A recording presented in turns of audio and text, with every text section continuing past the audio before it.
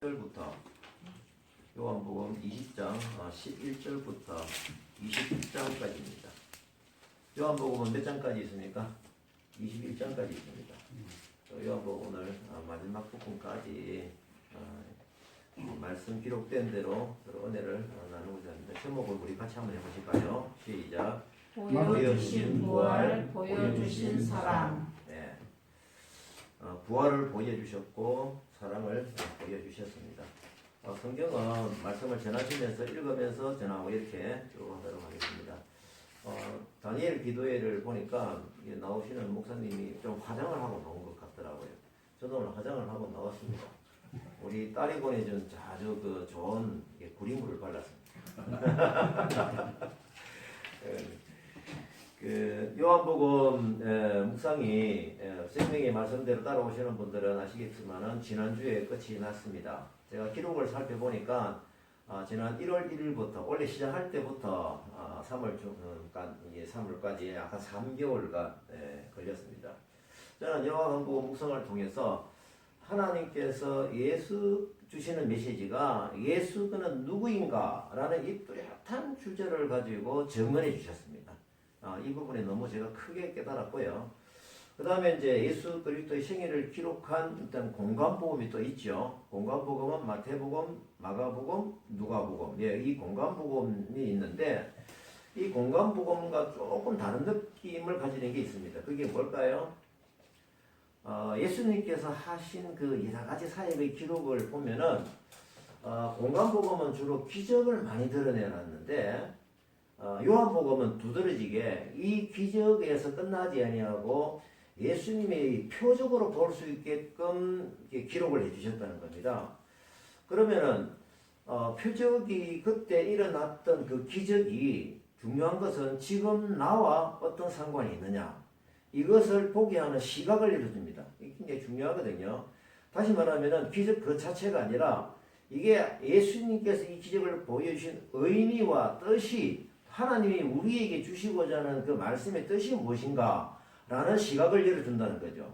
그것이 왜 그리 중요하면은 대과거 때에 그 과거에 이루어진 그 여러 가지 예언이 연결되어 준 것이 있고 말씀해 주신 대로 이루어진 것을 기록하셨다는 것을 두드러지게 표현을 하고 있습니다.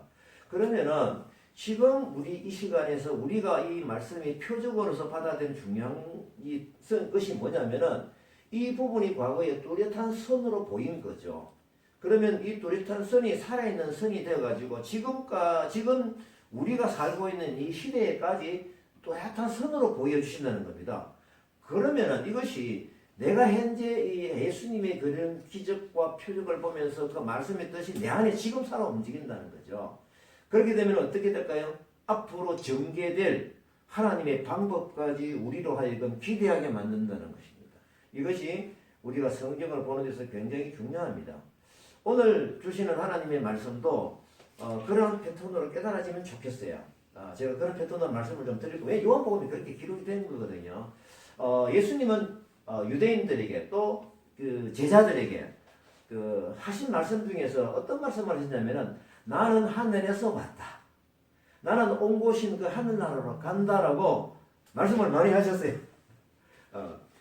유대인들에게는 내가 가는데 앞으로 너희들은 오지 못한다는 얘기를 하셨고 또 예수님의 제자들에게는 내가 온 곳인 그곳으로 온다라고 말씀을 하셨어요. 다시 말하면 오늘 말씀 보면은요 부활하신 예수님을 오늘 보여드릴 텐데요. 부활하신 예수님은 예언되어진 대로 하늘나라로 승천을 하시는데 즉시 가셔도 되는데 부활하신 몸으로 보니까 이 땅에서 며칠간 40일간 이 땅에 계신 거예요. 40일간. 계시다가 하늘나라로 승천하셨어요. 그러면은 이유가 있었을 거예요. 어떤 이유 때문에 즉시 올라가지 않으시고 이 땅에서 40일간 계셨을까? 왜 그랬었을까요? 여러분들 한번 생각을 해보십시오. 그냥 성경을 읽으셨다면 그것이 깨달아진 대로 말씀을 하셔도 됩니다. 어떻습니까? 왜 40일 동안 기다리셨을까요? 예수님이 이제 행한? 이거 표적이죠. 네, 그건데 결국은 뭐냐면요. 오늘 우리가 말씀을 보면서 그런 부분을 좀 확인하게 될 거예요. 그 의미를 우리가 받아들일 거예요. 그죠? 네. 그러면 예수님 부활하신 후 누구를 만나셨는가 살펴보니까 제자들을 주로 만나셨어요. 제자들. 사랑하는 제자들을 참 만났어요. 아니 차라리 제자들에게 부활하신 모습을 보여주신 거예요. 왜 그러셨을까요? 왜 부활하신 모습을 굳이 그 앞에서 보여주셨을까? 요한복음 기준으로 그 나눈 대화를 보면은 그 이유를 조금 우리가 알 수 있을 거예요.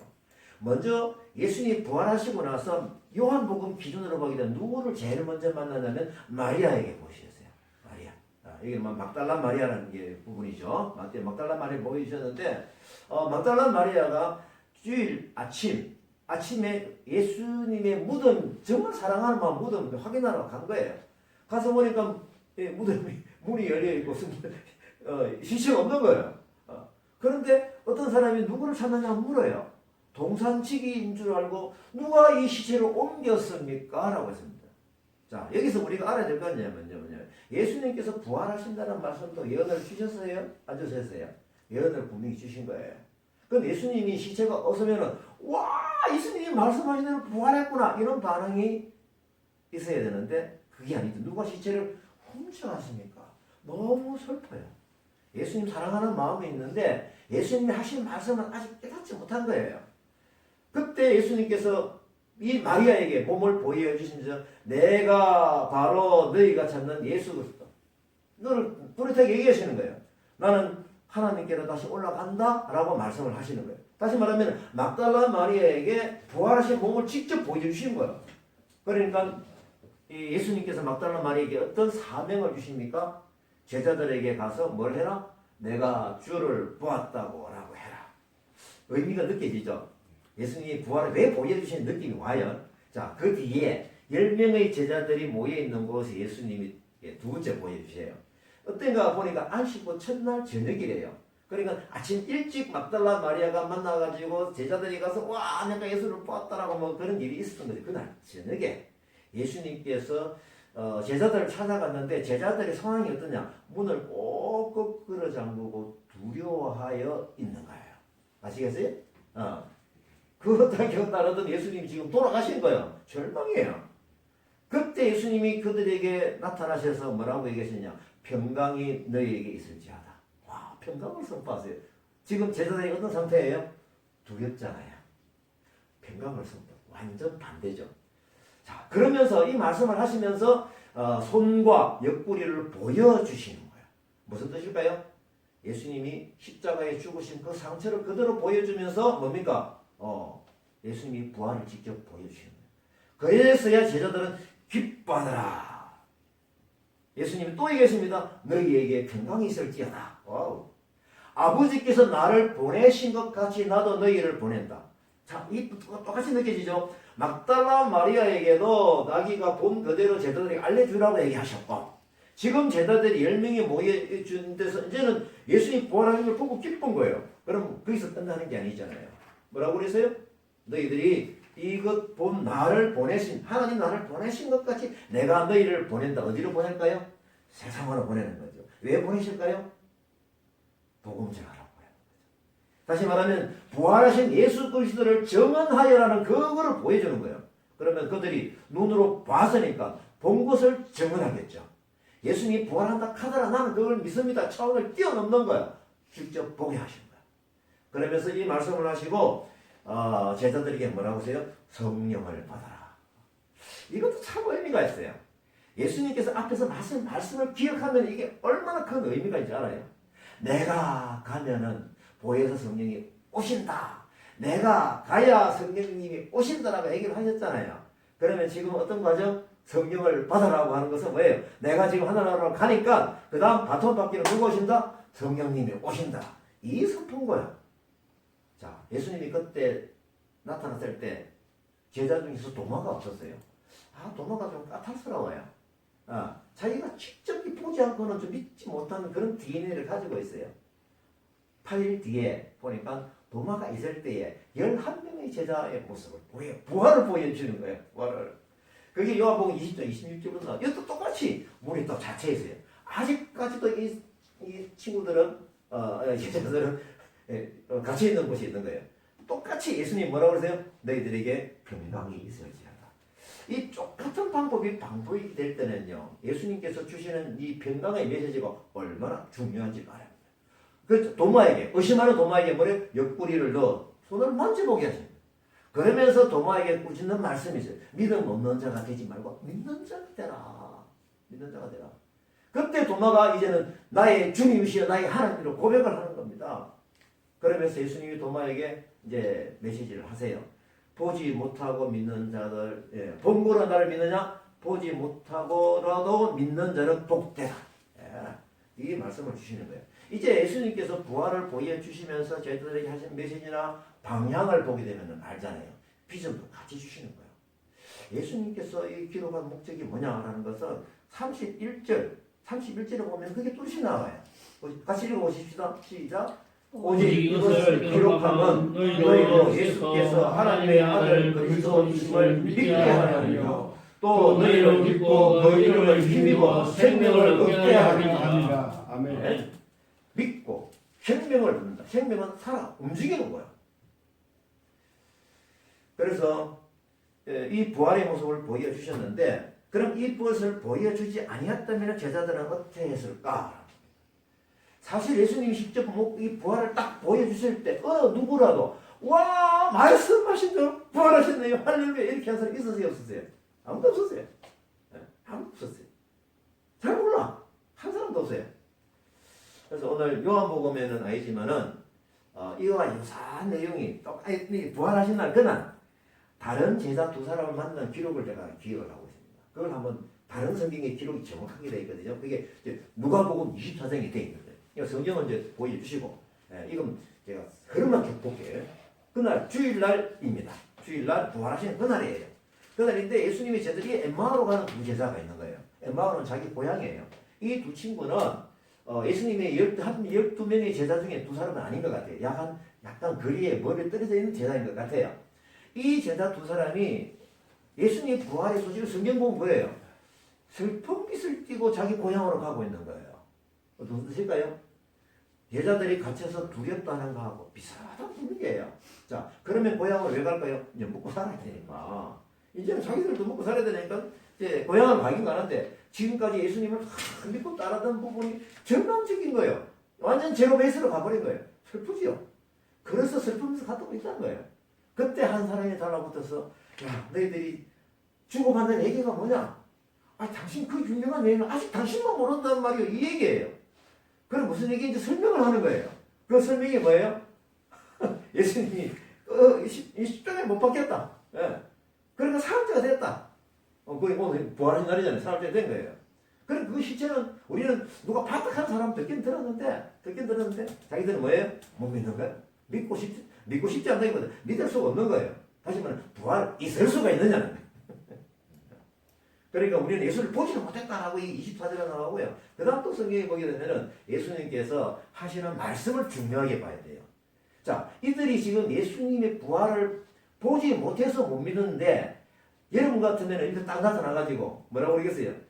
사람들 탁 때리면서 정신 차리라. 내가 오늘 부활했다라고 딱 보여줄 수 있으시잖아요. 그런데 예수님은 그렇게 하지 않으셨어요. 뭐라고 그래요? 25절부터 보세요. 미련하고 선지자들이 말한 모든 것을 마음에 더디 믿는 자들이에요.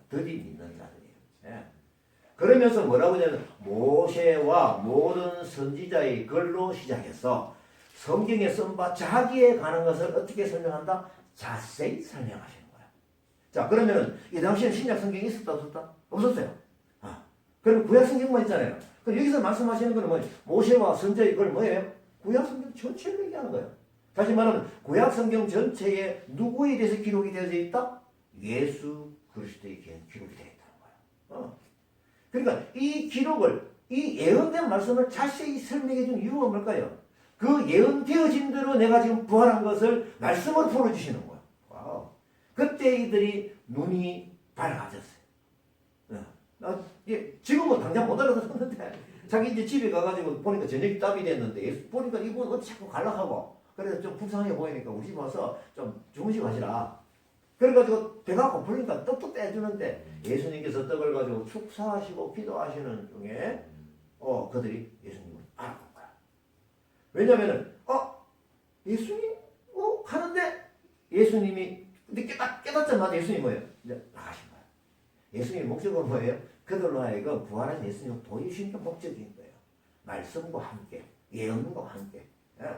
그때 그들이 고백한 것, 우리가 아까 그분이 예수님이 우리에게 말씀을 풀어주실 때에, 성경을 풀으실 때 우리 마음이 뜨겁지 않았느냐. 말씀이 들어가면요, 생명이 살아나게 되고요. 생명이 살아나면 우리가 이 생명이 뜨뜻하잖아요. 세월이 있잖아요. 마찬가지로 영lik이 뜨거움 시작하는 거예요. 자, 이 뜨거움은 어때요? 남에게 전하러 가는 거죠. 그러니까 그때로 바로 즉시 일어나서 어디 갔다? 자기가 모여있던 그 신리길 맞죠? 약한 맞습니까? 네. 10리면 약 4km 되거든요. 4km 대충 감 잡히죠. 이 사람들이 그날 지금 낮입니까? 저녁입니까? 저녁이에요. 맞죠? 어두워요. 즉시로 일어나고 어디 갔다? 제자들이 모이는 데 뛰어가지고 뭘 하러 갔다? 우리가 예수님을 보았다. 그렇죠. 이런 부분들이 지금 예수님께서 부활을 보여주신 이유. 자, 예언으로 말씀을 많이 해주셨는데 예수님 우리 인간의 향을 다 이해하시는 거예요. 인간의 이성으로는 예수님이 부활하심을 받아들이기가 정말 어려운 거예요. 인정하시는 거예요. 그래서 부활을 직접 제자들에게 보여주셔서 그들에게 하시는 나를 본으로 믿느냐 보지 못하고 믿는 자는 복되다 라고 우리에게 주시는 거예요. 부활을 보여주신 이유가 분명해지잖아요. 기록한 목적이 뭔지 분명히거든요. 생명을 얻게 하는 거죠. 예수님께서 오늘 제자들을 만나서 대화하시는 걸 보게 되면요. 예수님 우리 같으면 좀 꾸준히라도 한마디 하고 했을 텐데 얼마나 얘기하노. 특히 제자들 얼마나 얘기했어요. 6개월 전부터 십자가 치시기 6개월 전부터 가버나움 맞죠? MT 제자들하고 한때 그때부터 십자가의 죽으심을 말씀하시면서 계속 얘기해 왔었거든요. 이런 걸 볼 때요. 예수님의 정말 사랑은 극한 사랑이구나. 품는 사랑이구나. 이 정도이면 우리는 예수 그리스도를 예수 나의 왕 정말 고백하고 싶은 그분. 자, 예수님께 부활하신 몸으로 나타나셔가지고 주신 키워드가 가만히 보니까 보여요. 뭐냐? 평강입니다. 평강은 기쁨입니다. 성령을 받으면 평강이 옵니다.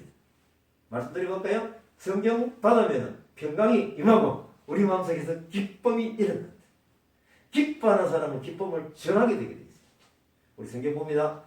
평강 부분의 기록을 보십시오. 요한복음 20장 19절 너에게 평강이 있을지어다. 20절 제자들이 보고 기뻐했어요. 21절 너에게 또 평강이 있을지어다. 22절 성령을 받아라. 이게 왜 같이 연결되는지 아시겠죠? 우리에게 주시는 성령, 이건 임하신 성령을 받으면 어떻다? 평강이 임하고 기쁨이 온다는 거예요. 너희에게 평강이 있을지어다. 이 메시지가 예수님이 부활을 보여주시면서 주신 메시지인 거예요. 성령 충만하면 뭐가 온다? 평강이 온다. 평강하는 자는 뭐가 있다? 기쁨이 있다. 제가 내 안에 내가 저 안에 있으면 기쁨이 있다. 말씀을 계속 하셨잖아요. 마찬가지로 이게 중요합니다. 그때 평강이 임한 제자들에게 그들이 받았구나. 참 부럽다. 이거예요. 네.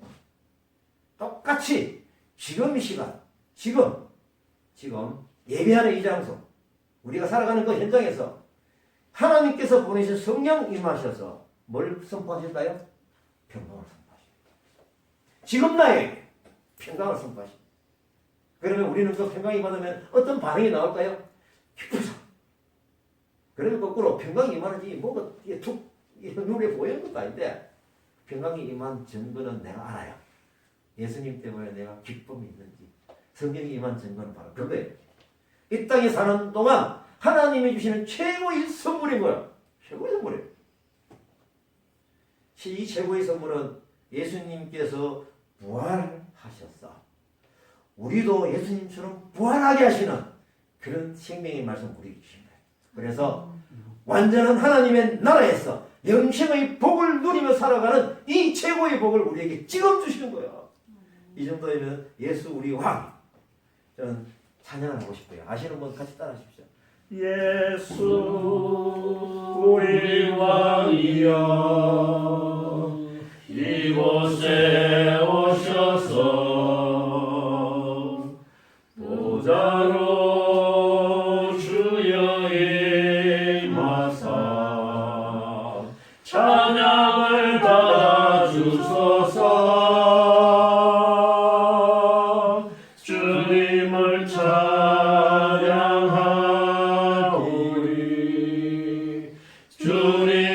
경배하오니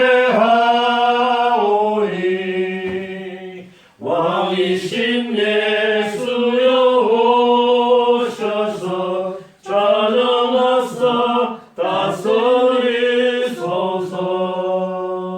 자, 이제 요한복음 21장 마지막 장입니다. 이게 성경 타이틀을 보게 되면은 예수님께서 7명 제자에게 보이시는 장면인데요. 이 장소가 어디냐면은 갈릴리 지역에서 배를 타고 고기를 잡는 그런 새벽에서 이렇게 만남이 이루어지고 있습니다. 거기에 지금 7명의 제자들이 가서 고기를 잡는 모습이 나오는데요. 이 고기를 잡으러 가는 그 배경 그 스토리가 어떻게 되느냐라고 하면은 21장 3절에 나와 있어요. 자, 시몬 베드로가 나는 물고기를 잡으러 가겠다라고 한 거죠. 왜 그랬을까요? 이제 먹을 게 걱정이 되잖아요. 선생님도 떠났고 할 수 있는 게 뭐예요? 이전 지국으로 돌아가겠다라는 거예요. 그러니까 주변에 있는 제자들도 동료들도 상황이 똑같잖아요. 그들도 어부 출신이기도 하고. 그래서 나도 따라간다, 나도 따라가겠다 라고 해서 그 7명이 갈릴리에 와서 고기를 잡는 그런 일이 이제 시작이 되는 거죠. 자, 근데 이 오늘 상황을 보게 될 때에 좀 이상해요. 고기를 밤새도록 잡았는데 한 마리도 못 잡는 거예요. 자, 한번 상황을 보십시다. 이전에 고기 잡았을 때 잘 잡혔던 그런 포인트도 잘 압니다. 기술도 아직 살아있어요. 그러면 언제 고기가 잘 잡히는지도 잘 알아요. 밤에 가면 된다.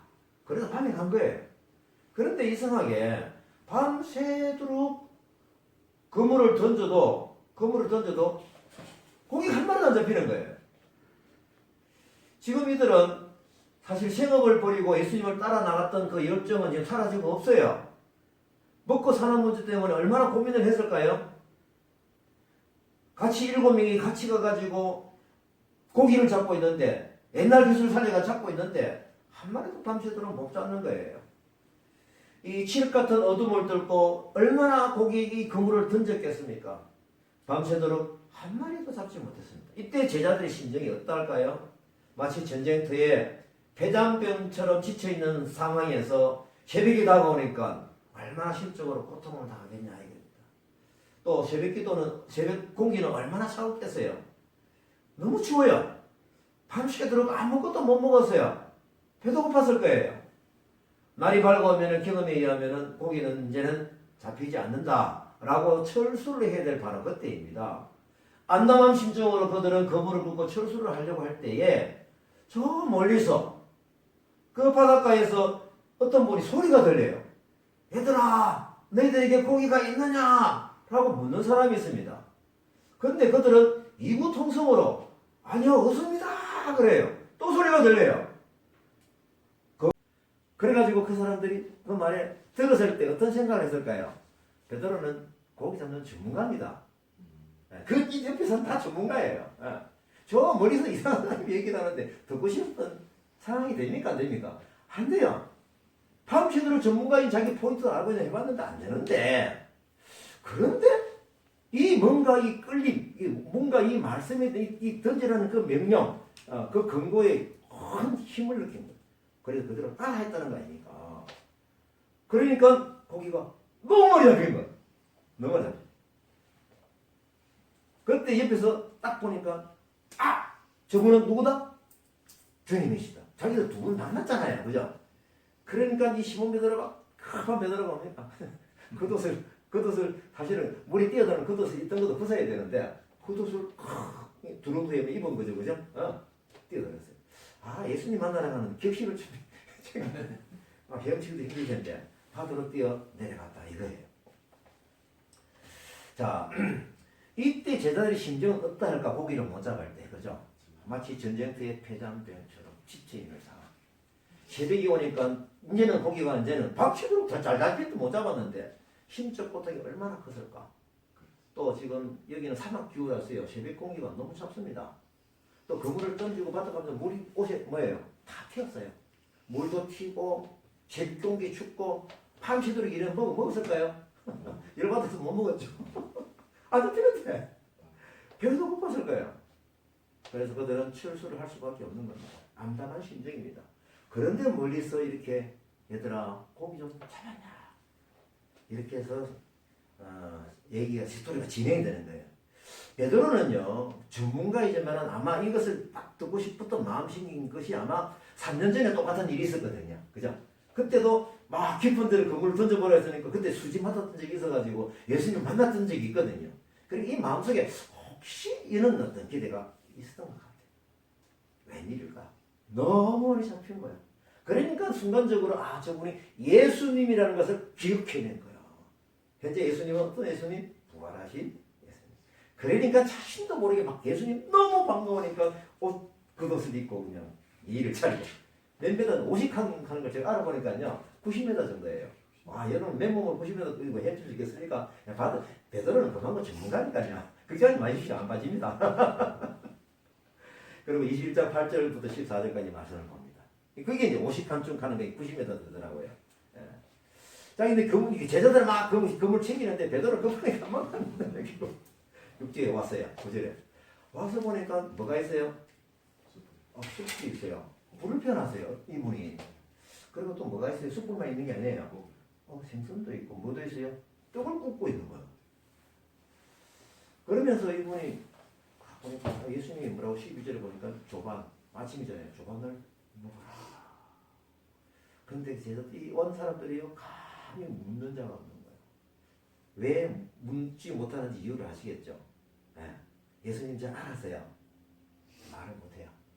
얼마나 부끄러워. 자기들이 현재 상황이 얼마나 부끄러워요. 평소에 예수님 저희들이 가르쳐준 그대로 전혀 반대되는 이 자리에 와 있는 거예요. 이게 세 번째 나타나신 그 모습입니다. 여기서 153마리 잡혔다 해가지고 원한을 벌면서 153이라는 것을 봅니다. 자, 어쨌거나 예수님이 반가워서 가까이 오긴 왔지만은 도망쳤던 자신들, 또 지금 현재 다시 그냥 생업유선에 다시 들어와 있던 이 자신이 얼마나 부끄러워요. 감히 아무 말도 못하는 거죠. 근데 예수님이 살펴보니까 우리를 만나려고 부활하시는 예수님께서 이 새벽에 직접 오신 거예요. 오셔가지고 불까지 피우는 거예요. 아까 얘기했잖아요. 얼마나 추울까요? 그걸 아시는 거죠. 얼마나 배가 고플까요? 숯불 위에 떡과 물고기를 구워놓고 기다리고 계십니다. 한 말도 못할 때 이 정직을 깨는 분은 예수님이셨어요. 뭐라고 그러세요? 저녁 먹어야지. 아침 먹자. 한번 이 분위기를 한번 여러분들 그 현장에 있다 한번 생각해 보세요.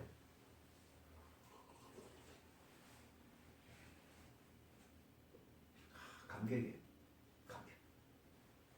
그들은 음식을 먹었겠지만은 그들은 밥을 먹는 게 음식을 먹는 게 아니고 뭘 먹는다? 예수님의 사랑을 받아 먹고 있었습니다. 배반한 마음, 또 이 자리에 와 있는 미안한 마음, 우울해져가지고 평소에 예수님께 가르쳐 주셨던 그 말씀들 따라가지 못하는 그 부분들, 이 정직을 깰 때 예수님이 첫 마디가 너희들은 왜 나를 배반하냐 라고 얘기를 해야 그래도 마음 좀 편할 텐데 이 말씀 하지 말아가지고 갑자기 무슨 말 하세요?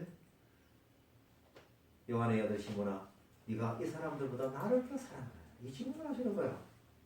자, 베드로 이 질문은 사실 좀 고마웠던 질문이 있어요. 왜?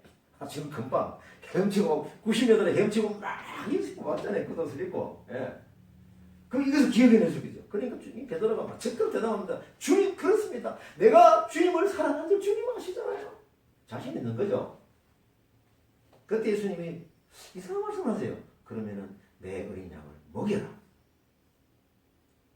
그리고 또 질문하세요. 하시는 대로 요한의 아들 시몬아 내가 사랑하느냐? 그렇습니다. 내가 주님을 사랑하는 주님 아십니까? 내 양을 치라. 두 번 질문했는데 또 질문하세요. 요한의 아들 시몬아 네가 나를 사랑하느냐? 같은 질문을 세 번 받는 베드로 마음이 편하지 않을 거예요. 왜 이러시지 예수님께서? 근심하면서 대답을 합니다. 주님 모든 것을 아시지 않습니까? 주님은 그건 자신 있는 거예요. 그거는 주님 내가 주님을 사랑하는 주님 아십니다. 라고 고백을 합니다. 진심이죠. 그때 예수님께서는 뭐라고 하세요? 그러면이죠. 그러면 뭐다? 내 양을 먹여라. 뭡니까? 비전입니다. 비전을 주시는 거예요. 이 비전 말씀 앞에서 마리아에게 만나서 하셨던 말씀, 가서 빨리 가서, 기억나시죠? 그 다음에 제자들 10명과 12 만났을 때 가서 생명을 주시고 그들에게도 증언자가 되게 하는 그 흔적을 부활한 몸을 보여주신 거예요. 이 의미가 이 사랑하는 거예요. 그러면 예수님 오늘 의도하시는 목적은 뭐예요? 이제 앞으로 곧 이제 성천을 하실 텐데 제자들에게 사명을 주시는 거야.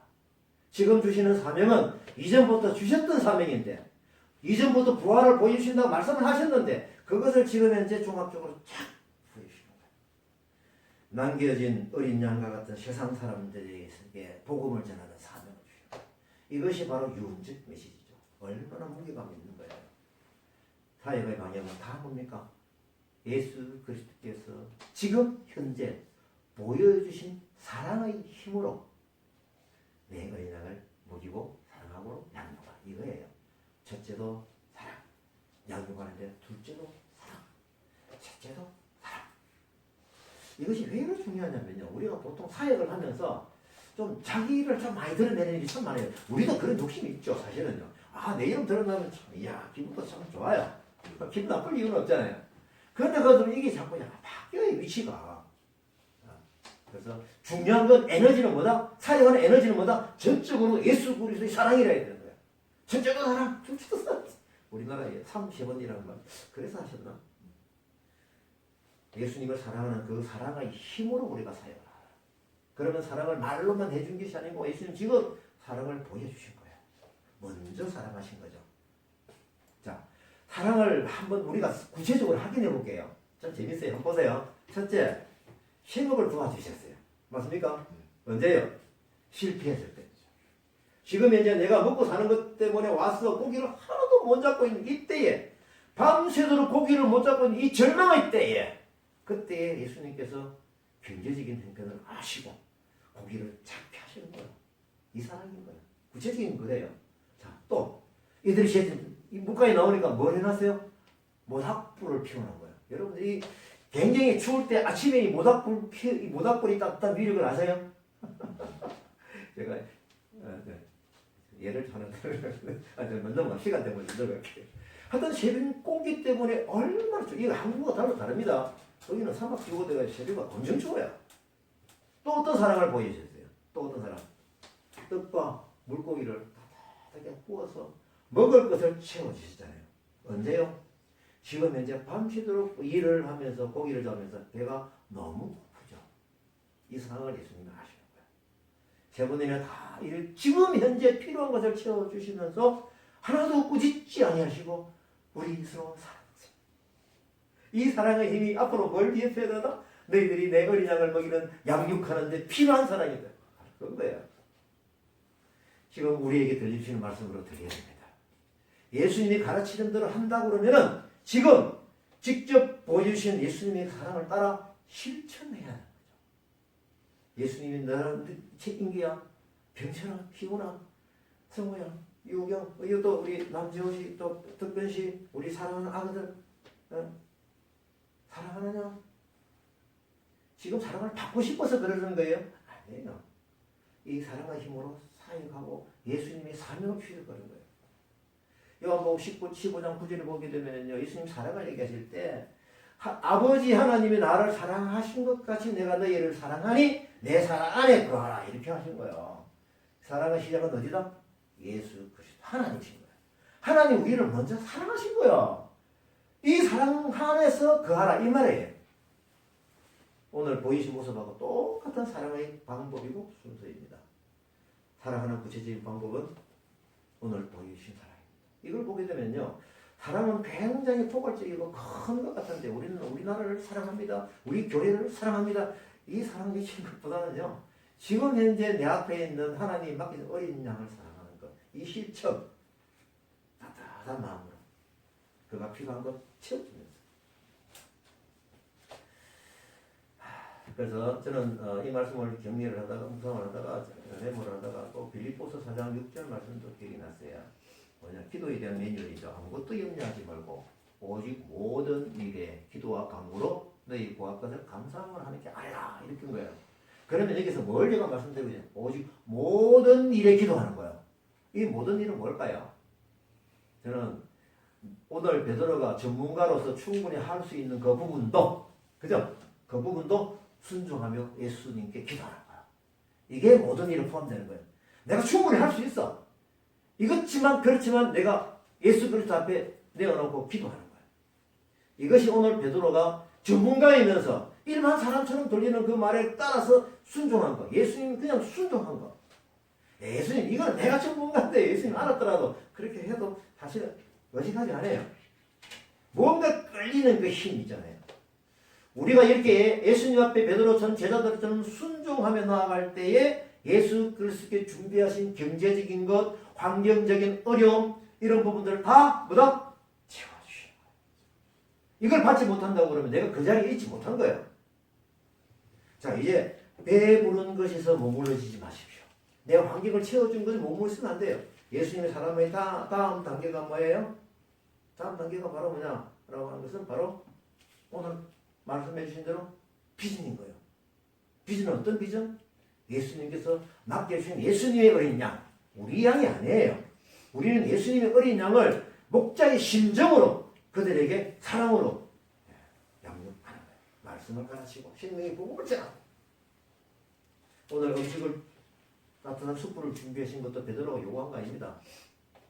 예수님과 가까이 왔기 때문에 그걸 느끼는 거예요. 먹을 음식 요구한 거 아니에요. 그런데 예수님이 필요를 하시고 예수님 앞에 오니까 그걸 먹게 되는 거예요. 우리가 예수님 앞에 순종하며 나아가는 이 걸음, 이게 중요합니다. 요한계시록 3장 20절 말씀, 이건 참 꼭 외우셔야 돼요. 한번 읽어볼까요? 볼지어다 내가 세상 문 밖에 서서 두드리노니 누구든지 내 음성을 듣고 문을 열면 내가 그에게로 들어가 그로 더불어 먹고 그는 나로 더불어 먹으리라. 말씀이 연결되세요? 네. 하지만 여기서 먹는 거, 음식 경제적인 이걸 쳐다보면 안 된다는 거예요. 이 먹는 교제 속에서 뭐가 있다? 예수님의 사랑이 흘러온다는 거예요. 나를 향한 관심이 흘러가고. 오늘 우리 예배 마치고 나서 또 우리 맛있게 끓여놓은 삼계탕 먹을 거예요. 미안해서 멀리 계신 분 미안해요. 어떤 것이 올라오면 놓아요. 어떤 제옵씨도 조금 이게 5마리라서 여기 지금 5분이 딱 되는데 제가 안 먹고 드릴게요. 아마 내가 지금 지사반장은 5마리밖에 고기를 려퍼는데 괜찮아 오세요. 요한복음 21장 12절 13절하고 연결이 되잖아요. 여기 와서 조반을 먹어라. 이 제자들이 먹었을 때 여러분들 눈물 흘려가면서 먹었겠죠? 그죠? 저도 우리 어릴 때 밥 먹을 제가 그때 막 울면서 밥을 먹은 적이 있대요. 울면서 밥을 먹은. 근데 제가 그때 우는 것은요, 제가 잘못해가지고 꾸지람 들어가서 울면서 먹은 거지 뭐 감기 있어 먹은 건 아니에요. 그거를 못하네요. 하여튼 저도 울면서 밥을 먹었던 적이 있대요. 그러면 이제 감동이 와도 울면서 밥을 먹는 거는 저는 좀 쉽게 될 것 같은데, 네, 지금도 좀 울 것 같네. 지금 우리가 이제 말씀을 마무리합니다. 지금 제가 이 말씀을 준비하면서 이 코로나 바이러스 때문에 주는 그 고통, 상황이 좀 비슷해요. 그죠? 두려운 상황에 이 큰 고통이 나에게만 일어난 것이 아니고 지금 전국적으로 세계적으로 일어난 고통인 거예요. 그러면 이게 뚜렷한 고통에 노출되었을 때 우리는 예수님의 말씀, 예수님이 주시는 그 평강, 예수님이 주시는 그 사랑, 이것을 충분히 받을 수 있는 밭이 된 거예요. 여러분들 밭에도 뭡니까? 이게 뭐 걸음 고플 때 줘야지. 걸음이 넘칠 때 주면은 그죠? 넘치잖아요. 저는 그거 같은데 진짜 고플 때. 지금 우리 예수님 사랑이 딱 고플 때고 평강이 고플 때인 거예요. 생업이 힘들고 주변 환경이 너무 어렵잖아요. 지금 7명의 제자들이 당하는 고통과 비슷한 거예요. 신이 이때 찾아오셔서 사랑을 베풀어 주셨는 것처럼 지금은 누가? 성령님께서 찾아오셔서 우리에게 뭘 주신다? 평강을 주시는 거예요. 이걸 받아야 돼요. 우리의 고통을 사랑으로 회복시켜 주시는 거예요. 그러면 성령님께서 우리에게 가장 원하는 것은 뭘까요?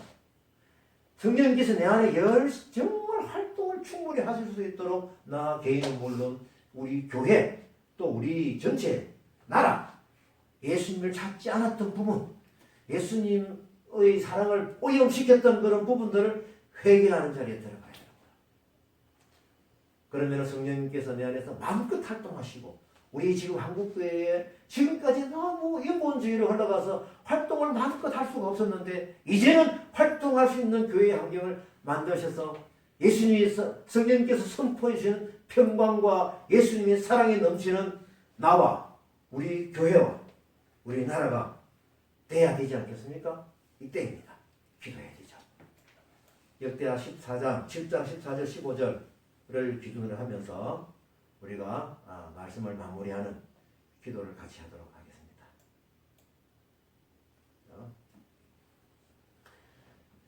자, 제가 먼저 한번 하고 여러분들이 그 다음 따라하고 한 절씩 교대기 바랍니다. 우리 집에 계시는 분들도 따라하세요. 역대하 7장 13절 14절 말씀 여러분들 하세요. 혹 내가 하늘을 닫고 비를 내리지 아니하거나 혹 메뚜기로 토산을 먹게 하거나 혹 명령으로 내 백성 가운데 유행하게 할 때 내 이름으로 일컫는 내 백성이 그 악한 길에서 떠나 스스로 겸비하고 기도하여 내 얼굴을 구하면 내가 하늘에서 듣고 그 죄를 사하고 그 땅을 고칠지라. 민족과 민족, 인종과 인종, 나라와 나라를 넘어서서 열방을 믿는 자들이 하나가 되어 예수 그리스도의 이름을 부르며 철저히 우리의 죄악을 해결하는 시간을 갖기 원합니다. 첫째 죄악은 지극히 높으신 영화로우신 하나님을 겸손히 여기고 그로 인하여 하나님의 말씀을 불순종하고 그의 말씀을 해야 합니다. 내가 거룩하니 너희도 거룩하라 말씀하셨는데 우리는 그러하지 못했습니다. 오히려 우리는 미움과 불신과 교만과 거짓과 우상 숭배와 방탕함에 우리가 주님 앞에 죄악으로 나갔습니다. 주여 거룩하게 살지 못함을 용서하여 주소서. 두 번째 죄악은 우리를 구원하시려고 우리의 죄를 위하여 십자가에 못 박혀 돌아가신 예수님의 십자가의 사랑과 보혈의 은혜를 너무 값없이 여기고 있었습니다. 주님을 날마다 다시 십자가에 못 박는 죄, 예수 그리스도의 사랑을 세상에 나누지 못하고 나 이기적으로 나 자신만을 위하여 살아온 죄. 주여 용서하여 주옵소서. 세 번째 죄악은 주님이 다시 없으심을 준비하라 하시는데 나라와 민족의 죄를 위하여 해결하지 못하고 열방의 죄를 위하여 회개하지 못했고 영혼의 구원을 위하여 기도하지 못한 죄를 주여 용서하여 주옵소서. 하나님 아버지의 애통한 마음을 우리들이 심령에 부어서 우리가 아버지의 마음에 합당한 회개의 기도를 할 수 있도록 도와주옵소서.